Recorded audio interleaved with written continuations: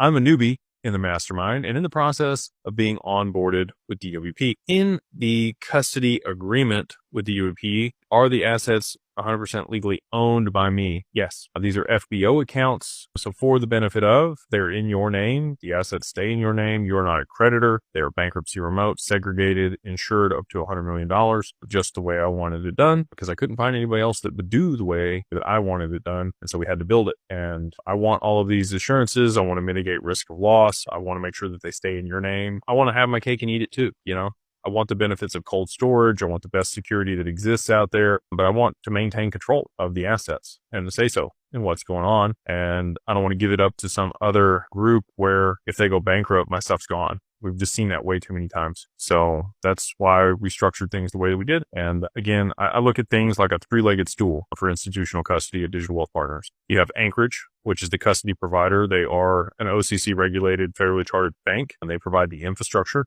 If they go out of business or go bankrupt, another trust bank steps in and manages those accounts. Same infrastructure. That's not likely that that's going to happen. You would still have to go through the bankruptcy proceedings, but the assets are, never lost. They would be returned to you in kind, which is another big thing for me. They would not be liquidated and give you the cash like you would in a bankruptcy where you are a creditor of the institution. Anchorage does a good job. They have Anchorage Digital, which is the custody side of their business. And then they have another Anchorage Exchange component, which is the exchange side of their business. So that's one leg of the stool. The other leg of the stool is us. We're Digital Wealth Partners. We provide advisory, and all the other benefits that we bring along to the table with the products and solutions that we have. If we go out of business, something bad happens to us and we're gone, you just work with another RIA and assign your account there at Anchorage to another RIA. Move it right over. No big deal. Assets are still safe.